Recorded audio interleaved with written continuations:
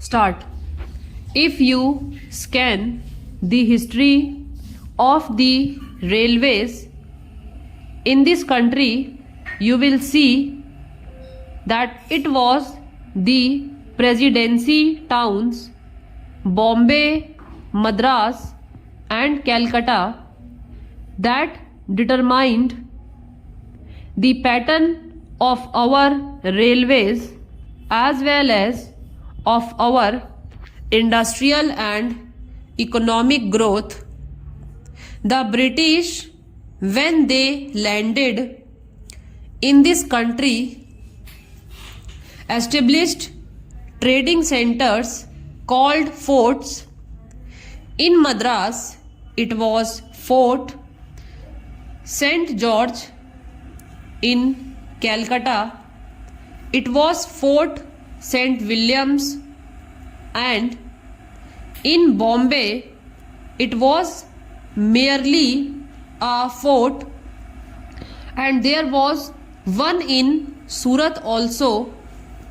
It is these trading establishments which determined the pattern of government, the pattern of administration and every other pattern under the British regime.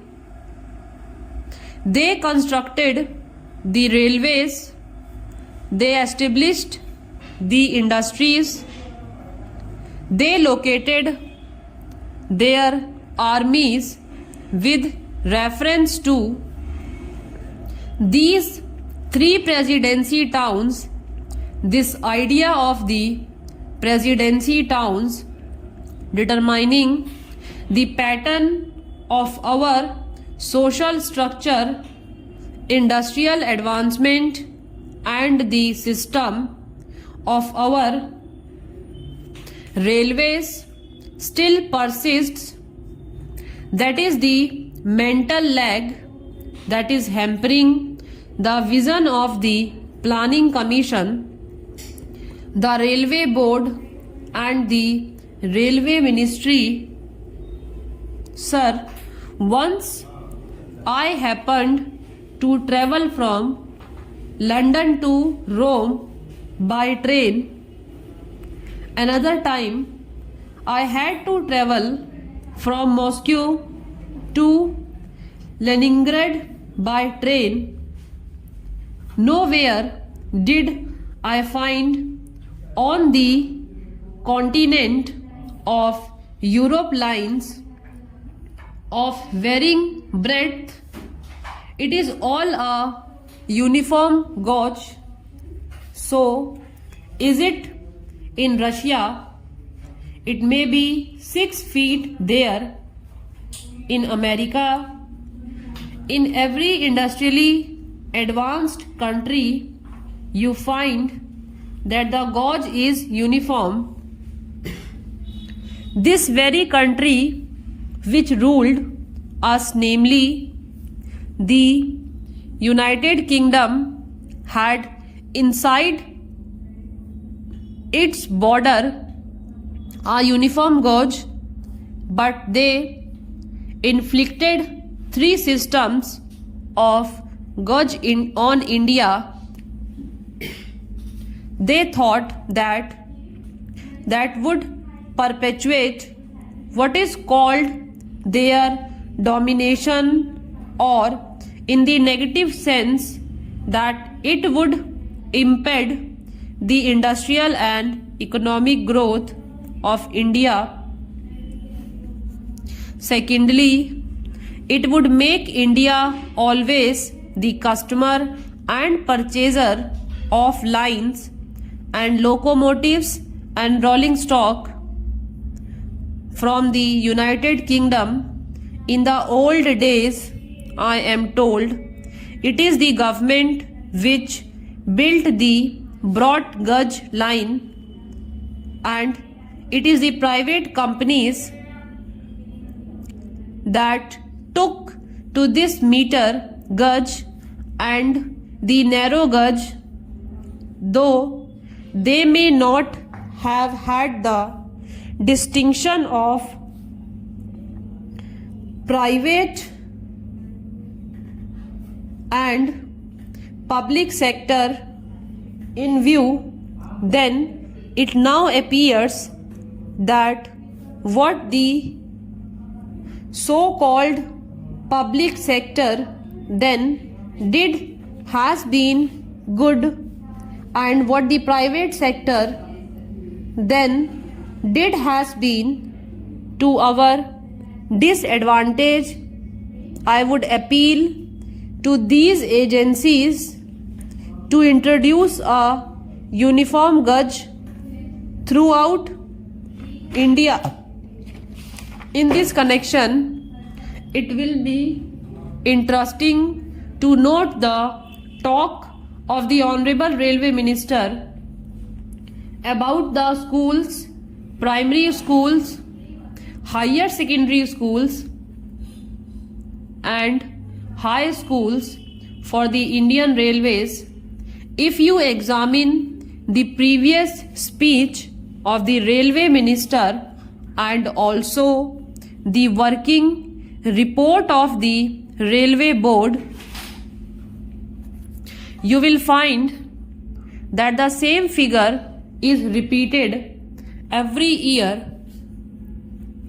I have examined the figures and I find that this year only 16 schools have been added, out of which 13 are primary schools, 1 is a higher secondary school and 2 are middle or high schools, instead of saying that they have been able only to provide 13 primary schools or 1 or 2 more high schools or higher secondary schools. The same figures are repeated in the speech, although the Railway Board has all along been saying that education is the responsibility of the state and therefore the Railway Board does not own this responsibility. I would like to remind the Railway Minister about the agreement reached between the National Federation of Railwaymen and the Railway Board in the year 1955, according to which the Railway Board undertook to provide primary schools for the education of the children of railway employees. Sir, as I told you earlier, I had to say many things on the floor of this house, but I will conclude with only 1 or 2 more observations. I will first deal with the labor relations on the Indian Railways.